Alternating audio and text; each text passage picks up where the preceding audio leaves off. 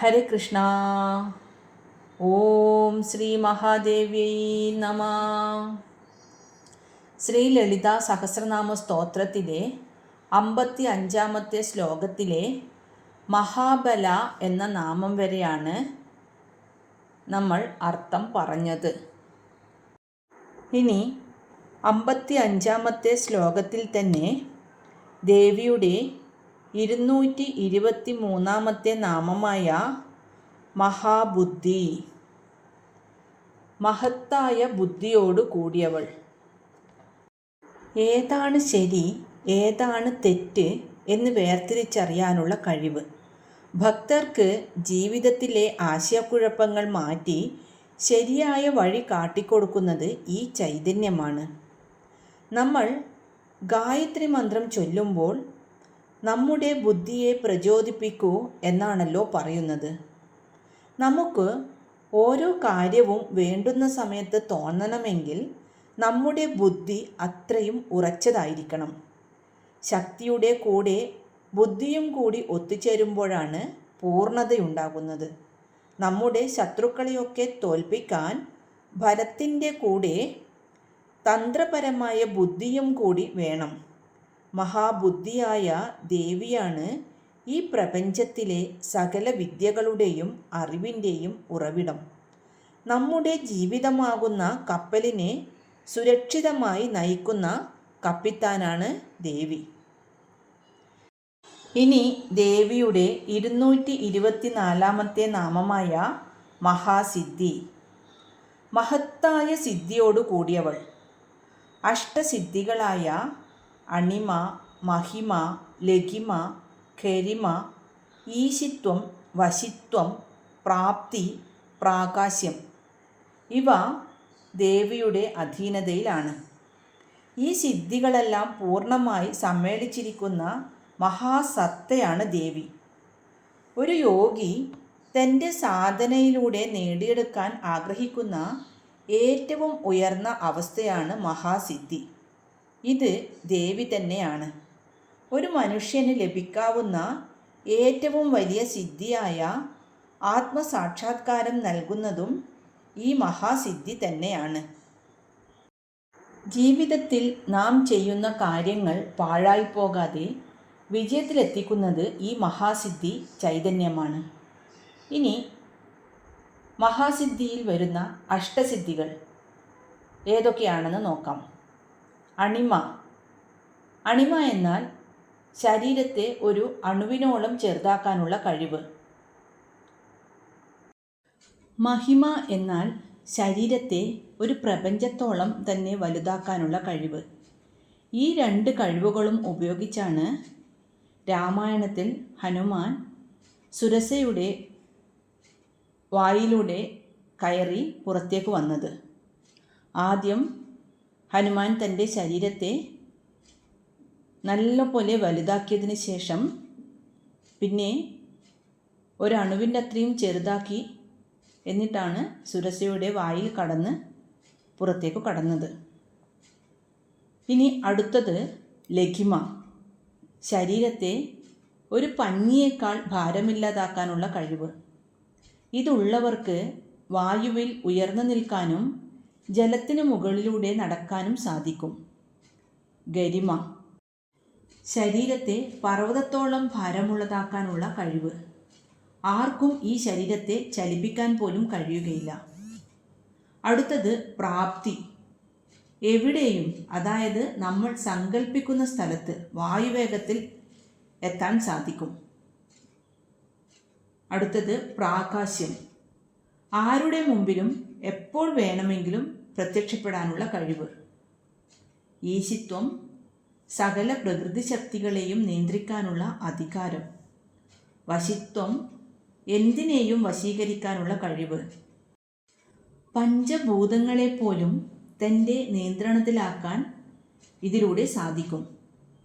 ഈ 8 സിദ്ധികളും ദേവിയുടെ കാൽക്കൽ ദാസികളെപ്പോലെ നിൽക്കുന്നു എന്നാണ് സങ്കല്പം. ഇനി ദേവിയുടെ 225-ാമത്തെ നാമമായ മഹായോഗേശ്വരേശ്വരി, മഹായോഗേശ്വരന്മാർക്കു പോലും ഈശ്വരിയായവൾ. പരമശിവന്റെ ഒരു നാമമാണ് യോഗേശ്വരൻ. ആ ശിവന്റെ പോലും ഹൃദയത്തിലെ ചൈതന്യമായിരിക്കുന്നത് ദേവിയാണ്. യോഗം എന്നാൽ ചേർച്ച എന്നാണ് അർത്ഥം. ജീവാത്മാവും പരമാത്മാവും തമ്മിലുള്ള ആ മഹാസംയോഗം സാധ്യമാക്കുന്നത് ദേവിയാണ്.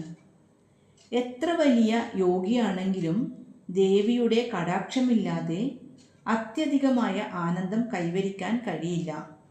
എല്ലാ യോഗികളുടെയും അറിവിൻ്റെയും അധികാരത്തിൻ്റെയും അവസാന വാക്ക് ദേവിയാണ്.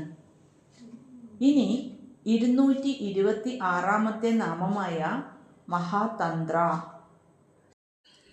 പ്രപഞ്ച രഹസ്യങ്ങളെ ക്രിയകളിലൂടെ അറിയുന്ന തന്ത്രശാസ്ത്രത്തിൻ്റെ അധിപതിയാണ് ദേവി. തന്ത്രം എന്ന വാക്കിനെ ശരീരത്തെയും മനസ്സിനെയും സംരക്ഷിക്കുന്നത് എന്നും പ്രപഞ്ചത്തിൻ്റെ ഘടന എന്നും അർത്ഥമുണ്ട്. ശാസ്ത്രങ്ങളിൽ 64 തന്ത്രങ്ങളെക്കുറിച്ചാണ് പറയുന്നത്. ഈ 64 തന്ത്രങ്ങൾ ലോക നന്മയ്ക്കായി ആവിഷ്കരിച്ചത് പരമശിവനാണ്. ശിവനും പാർവതിയും തമ്മിലുള്ള സംവാദമായാണ് മിക്ക തന്ത്രഗ്രന്ഥങ്ങളും രചിക്കപ്പെട്ടിട്ടുള്ളത്. ശിവൻ ദേവിക്ക് ഉപദേശിച്ചു കൊടുക്കുന്ന വിദ്യകളെയാണ് ആഗമങ്ങൾ എന്ന് വിളിക്കുന്നത്. ഈ പ്രപഞ്ചത്തിലെ സകല സിദ്ധികളും ഐശ്വര്യങ്ങളും നേടിയെടുക്കാനുള്ള വ്യത്യസ്തമായ വഴികളായാണ് ശിവൻ ഈ 64 തന്ത്രങ്ങൾ നിർമ്മിച്ചത്. ശിവൻ ഈ വിദ്യകൾ ആവിഷ്കരിച്ചെങ്കിലും ഈ വിദ്യകളുടെയെല്ലാം ആധാരശക്തി ദേവിയാണ്. അതുകൊണ്ട് ദേവി മഹാതന്ത്ര. ഇനി ദേവിയുടെ 227 നാമമായ മഹാമന്ത്ര. തന്ത്രങ്ങളിൽ ഉപയോഗിക്കുന്ന ശബ്ദശക്തിയാണ് മന്ത്രങ്ങൾ. മന്ത്രങ്ങളിൽ വെച്ച് ഏറ്റവും ശ്രേഷ്ഠമായ ശ്രീവിദ്യാസ്വരൂപം തന്നെയാണ് ദേവി. പ്രപഞ്ചത്തിലെ എല്ലാ അക്ഷരങ്ങളും ശബ്ദങ്ങളും ദേവിയുടെ രൂപമാണ്. ഇതിൽ ഏറ്റവും ശക്തിയേറിയ മന്ത്രങ്ങൾ, ഉദാഹരണത്തിന് ഓംകാരം, പഞ്ചദശാക്ഷരി മന്ത്രം, ഇതൊക്കെ ദേവി തന്നെയാണ്. മനനാത് ത്രായതേ ഇതി മന്ത്ര, അതായത് ആവർത്തിച്ച് ജപിക്കുന്നതിലൂടെ നമ്മെ സംരക്ഷിക്കുന്നതാണ് മന്ത്രം. ശരിയായ മന്ത്രം ജപിക്കുമ്പോൾ മാത്രമേ പ്രപഞ്ചശക്തിയുമായി നമുക്ക് ബന്ധപ്പെടാൻ കഴിയുകയുള്ളൂ. ആ പരമമായ ശക്തിയാണ് മഹാമന്ത്രയായ ദേവി. ഇനി ദേവിയുടെ 228 നാമമായ മഹായന്ത്ര. മഹത്തായ യന്ത്രങ്ങളാൽ ആരാധിക്കപ്പെടുന്നവൾ. തന്ത്രം ഒരു വിദ്യയും മന്ത്രം ആ വിദ്യയുടെ ശബ്ദരൂപവുമാണെങ്കിൽ ആ ശക്തിയെ ആവാഹിച്ചു നിർത്തുന്ന രൂപമാണ് യന്ത്രം. ഏറ്റവും സങ്കീർണവും ശക്തിയേറിയതുമായ യന്ത്രമാണ് ശ്രീചക്രം, ഏറ്റവും ശ്രേഷ്ഠമായ യന്ത്രം. 9 ത്രികോണങ്ങൾ കൂടിച്ചേർന്നുണ്ടാകുന്ന ഈ മഹായന്ത്രം ദേവിയുടെ തന്നെ ശരീരമായിട്ടാണ് കണക്കാക്കപ്പെടുന്നത്. അതുകൊണ്ട് ദേവിയെ മഹായന്ത്ര എന്ന് വിളിക്കുന്നു. നമ്മുടെ ശരീരത്തെയും മനസ്സിനെയും നിയന്ത്രിക്കുകയും പരിപാലിക്കുകയും ചെയ്യുന്ന മഹാശക്തിയാണ് മഹായന്ത്ര. മന്ത്രം എന്നത് ദേവിയുടെ ശബ്ദരൂപമാണ്. ആ ശബ്ദത്തിന് ഇരിക്കാനുള്ള സിംഹാസനമാണ് യന്ത്രം. യന്ത്രമില്ലാതെ മന്ത്രം വെളിച്ചമില്ലാതെ വിളക്കു പോലെയാണ്. ഈ യന്ത്രത്തിൽ ദേവിയെ ആവാഹിക്കുമ്പോൾ അത് ജീവസ്സുറ്റതാകുന്നു. ഇതിൽ ഏറ്റവും ഉന്നതമായത് ശ്രീചക്രമായതുകൊണ്ട് ദേവി മഹായന്ത്രയാകുന്നു. ഇനി ദേവിയുടെ 229 നാമമായ മഹാസന. മഹത്തായ ഇരിപ്പിടത്തോടു കൂടിയവൾ. പഞ്ചപ്രേതാസനം, അതായത് ബ്രഹ്മാവ്, വിഷ്ണു, രുദ്രൻ, ഈശ്വരൻ എന്നിവർ 4 കാലുകളായും സദാശിവൻ പലകയായും വരുന്ന മഞ്ചം, അതാണ് ദേവിയുടെ ഇരിപ്പിടം. ഇതിനേക്കാൾ വലിയൊരു ആസനം പ്രപഞ്ചത്തിലില്ല. അതായത് നമുക്കറിയാമല്ലോ, പഞ്ചബ്രഹ്മങ്ങൾ തന്നെ ദേവിയുടെ സിംഹാസനത്തിൻ്റെ 4 കാലുകളും പലകയുമായിരിക്കുന്നത്. അതുകൊണ്ടാണ് ഇതിനേക്കാളും വലിയൊരു ആസനം പ്രപഞ്ചത്തിലില്ല എന്ന് പറയുന്നത്. എന്നാൽ നിഷ്കളങ്കമായ ഭക്തിയുള്ളവൻ്റെ ഹൃദയമാണ് അമ്മയുടെ ഏറ്റവും പ്രിയപ്പെട്ട ഇരിപ്പിടം. നിർമ്മലമായ മനസ്സിൽ ദേവി കൂട്ടിയിരിക്കുന്നു. ചിത്തം ചലിക്കാതെ ഒരിടത്ത് ഉറച്ചിരിക്കുന്ന അവസ്ഥയെയാണ് ഉത്തമമായ ആസനം എന്ന് വിളിക്കുന്നത്. സകല യോഗികൾക്കും ആധാരമായി നിൽക്കുന്ന ആ പരമമായ ആസനമാണ് ദേവി. ചലിക്കുന്ന പ്രപഞ്ചത്തിൻ്റെ നടുവിൽ ഒട്ടും ചലിക്കാതെ ശാന്തമായി ഇരിക്കുന്ന ഏക ശക്തിയാണ് മഹാസനയായ ദേവി. അപ്പോൾ ഈ നാമത്തിൽ നിന്നും മനസ്സിലായല്ലോ ദേവിക്ക് എവിടെ ഇരിക്കാനാണ് ഏറ്റവും ഇഷ്ടമെന്ന്. അതായത് നിഷ്കളങ്കമായ ഭക്തിയുള്ളവൻ്റെ ഹൃദയം. ആ ഹൃദയ കമലത്തിലാണ് ദേവി ഇരിക്കാൻ ഏറ്റവും ഇഷ്ടപ്പെടുന്ന സ്ഥലം. ഇനി ദേവിയുടെ 230ാമത്തെ നാമമായ മഹായാഗക്രമാരാധ്യ. പഞ്ചപ്രേതാസനത്തിൽ ഇരിക്കുന്ന ആ പരാശക്തിയെ ആരാധിക്കേണ്ട ഏറ്റവും ഉന്നതമായ രീതി, അതായത് മഹത്തായ യാഗക്രമങ്ങൾ കൊണ്ട് ആരാധിക്കപ്പെടുന്നവൾ. പുറത്ത് അഗ്നികുണ്ഡം ഉണ്ടാക്കി ചെയ്യുന്ന യാഗത്തേക്കാൾ വലിയൊരു യാഗം നമ്മുടെ ഉള്ളിൽ നടക്കുന്നുണ്ട്. നമ്മുടെ അഹങ്കാരത്തെയും ഞാൻ എന്ന ഭാവത്തെയും ദേവിയാകുന്ന ജ്ഞാനാഗ്നിയിൽ ഹോമിക്കുന്നതിനെയാണ് മഹായാഗം എന്ന് വിളിക്കുന്നത്. തന്ത്രശാസ്ത്രപ്രകാരം നമ്മുടെ ശരീരം തന്നെയാണ് യാഗശാല. നമ്മുടെ ബുദ്ധിയാണ് യാഗം ചെയ്യുന്ന ആൾ, അതായത് യജമാനൻ. നമ്മുടെ ശരീരം ഹോമകുണ്ഡവുമാണ്. നമ്മുടെ വിഷയവാസനകളെ, അതായത് ആഗ്രഹങ്ങളെ നെയ്യിനു പകരം ആ അഗ്നിയിൽ അർപ്പിക്കണം. ഇങ്ങനെ ചെയ്യുന്ന ആന്തരികമായ ആരാധനയിലൂടെ മാത്രമേ മഹാസനയായ ദേവിയെ യഥാർത്ഥത്തിൽ പ്രീതിപ്പെടുത്താൻ കഴിയുകയുള്ളൂ. അതായത് ദേവി നമ്മുടെ ഹൃദയകമലത്തെ അവളുടെ മഹാസനമായി കണ്ട് അവിടെ വന്ന് കുടിയിരിക്കണമെങ്കിൽ നമ്മൾ നമ്മുടെ ഉള്ളിലെ അഹങ്കാരത്തെയും ഞാൻ എന്ന ഭാവത്തെയും ഇല്ലാതാക്കി അവിടെ നിർമ്മലമായ ഭക്തി കൊണ്ട് നമ്മുടെ ചിത്തത്തെ ശുദ്ധമാക്കണം എന്നർത്ഥം. എങ്കിൽ മാത്രമേ ദേവി നമ്മുടെ ഉള്ളിൽ കുടിയിരിക്കുകയുള്ളൂ. ഇനി ദേവിയുടെ 231ാമത്തെ നാമമായ മഹാഭൈരവ പൂജിത.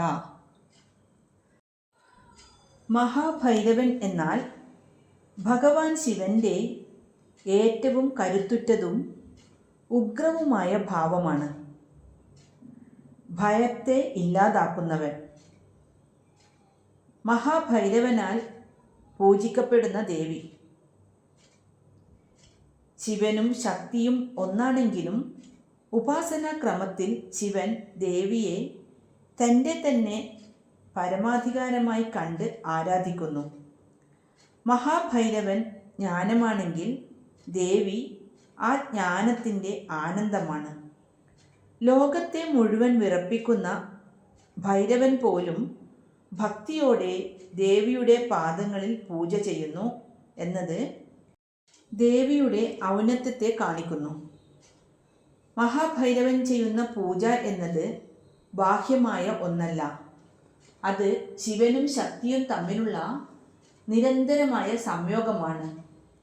ശിവശക്തി ഐക്യം. ഈ ഐക്യത്തിലൂടെയാണ് പ്രപഞ്ചം നിലനിൽക്കുന്നത്. സൂര്യനും സൂര്യപ്രകാശവും പോലെയാണ് ഇവർ. സൂര്യൻ തൻ്റെ പ്രകാശത്തെ ഒരിക്കലും വേർപെടുത്താതെ ചേർത്തു നിർത്തുന്നു.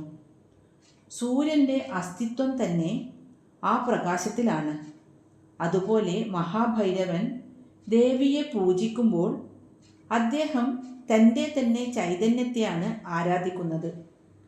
മഹായാഗക്രമത്തിൽ ദേവിയെ ആരാധിക്കുന്ന മഹാഭൈരവനായ പരമശിവൻ. ഇനി ദേവിയുടെ 232 നാമമായ മഹേശ്വര മഹാകൽപ മഹാതാണ്ഡവ സാക്ഷിണി. പ്രപഞ്ചം മുഴുവൻ നശിക്കുന്ന ആ വലിയ പ്രളയകാലത്ത്, അതായത് കൽപ്പാന്തകാലത്ത്, മഹേശ്വരൻ്റെ സംഹാര താണ്ഡവത്തിന് ഏക സാക്ഷിയായി നിൽക്കുന്ന ദേവി. മഹേശ്വരൻ പ്രപഞ്ചം മുഴുവൻ തന്നിൽ ലയിപ്പിക്കുന്ന പരമശിവൻ. മഹാകൽപ്പം ബ്രഹ്മാവിൻ്റെ ആയുസ് അവസാനിക്കുന്ന കാലം, അതായത് സകല ചരാചരങ്ങളും നശിക്കുന്ന ആത്യന്തികമായ പ്രളയം, മഹാതാണ്ഡവം. പ്രളയകാലത്ത് സകലതിനെയും സംഹരിച്ചുകൊണ്ട് ശിവൻ നടത്തുന്ന ഉഗ്രമായ നൃത്തം, അതിന് സാക്ഷിണിയായി നിൽക്കുന്നത് ദേവിയാണ്. ഈ നൃത്തത്തിന് ഏക സാക്ഷിയായി നിൽക്കുന്നവൾ ദേവി. ഈ പ്രപഞ്ചം ഇല്ലാതാവുമ്പോൾ സകല ദേവന്മാരും മനുഷ്യരും നക്ഷത്രങ്ങളും ഒക്കെ, അതായത് ഈ പ്രപഞ്ചത്തിലുള്ള സർവവും, ജീവനുള്ളതും ഇല്ലാത്തതുമായ എല്ലാം ശിവനിലേക്കാണ് ലയിക്കുന്നത്. അപ്പോൾ ശിവൻ മാത്രം അവശേഷിക്കുന്ന ആ സമയത്ത് ദേവി മാത്രമാണ് ശിവൻ്റെ നൃത്തം കാണാൻ അവശേഷിക്കുന്നത്. പ്രളയത്തിൽ പോലും നശിക്കാത്തവളാണ് ദേവി എന്ന് ഈ നാമം തെളിയിക്കുന്നു. എല്ലാം നശിച്ചാലും ബാക്കിയാവുന്ന ബോധരൂപിണി. ശിവതാണ്ഡവം പൂർത്തിയാവുമ്പോൾ വീണ്ടും പ്രപഞ്ചത്തെ സൃഷ്ടിക്കാൻ അദ്ദേഹത്തിന് പ്രേരണ നൽകുന്നത് ഈ സാക്ഷിയായ ദേവിയാണ്. ഇനി ദേവിയുടെ 233 നാമമായ മഹാകാമേശ മഹിഷി. മഹാപ്രളയത്തിന് സാക്ഷിയായി നിന്ന ദേവി വീണ്ടും ലോകത്തെ സൃഷ്ടിക്കാനായി ഭഗവാന്റെ പത്നിയായി ഭാവം മാറുന്നു. മഹാകാമേശ, സകല ആഗ്രഹങ്ങളെയും നിയന്ത്രിക്കുന്ന ഈശ്വരൻ, പരമശിവൻ. പ്രപഞ്ചത്തെ സൃഷ്ടിക്കാനുള്ള ആഗ്രഹം ശിവനിൽ ഉണരുമ്പോഴാണ് അദ്ദേഹം കാമേശ്വരനായി മാറുന്നത്. കാമേശ്വരൻ എന്ന ആദിപുരുഷൻ്റെ ഏക പട്ടമഹിഷിയാണ് ദേവി. ഇവർ തമ്മിലുള്ള ഐക്യത്തിൽ നിന്നാണ് വീണ്ടും ചരാചരങ്ങൾ ജനിക്കുന്നത്. ദേവി വെറുമൊരു ഭാര്യയല്ല, മറിച്ച് ഭർത്താവിനോടൊപ്പം തുല്യ അധികാരം പങ്കിടുന്നവൾ. അതായത് ശിവൻ്റെ സകല ഐശ്വര്യങ്ങളുടെയും ഭരണാധികാരി. രാജാവായ കാമേശ്വരൻ്റെ പട്ടമഹിഷിയായി ഇരുന്നു കൊണ്ട് ദേവി ഈ ലോകമാകുന്ന സാമ്രാജ്യത്തെ പരിപാലിക്കുന്നു. കഴിഞ്ഞ നാമത്തിൽ ദേവിയുടെ ഉഗ്രമായ സാന്നിധ്യമാണ് കണ്ടതെങ്കിൽ ഈ നാമത്തിൽ ദേവിയുടെ മാംഗല്യമാണ്. പ്രളയത്തിന് ശേഷം വീണ്ടും മംഗളകരമായ ഒരു ലോകം പടുത്തുയർത്തുന്ന ഭാവം. ശിവൻ്റെ ഹൃദയത്തിൽ ഏറ്റവും ഉന്നതമായ സ്ഥാനമുള്ളവൾ എന്നാണ് ഈ നാമത്തിൻ്റെ സാരം. പ്രപഞ്ചനാഥനായ കാമേശ്വരൻ്റെ കൂടെയിരുന്ന് ലോകത്തെ അനുഗ്രഹിക്കുന്ന ചക്രവർത്തിനിയാണ് മഹാകാമേശ മഹിഷി. അതായത് സംഹാരത്തിൻ്റെ സാക്ഷിയും പുതിയ സൃഷ്ടിയുടെ അധിപതിയും ദേവി തന്നെ. ഇനി 234 നാമമായ മഹാത്രിപുര സുന്ദരി.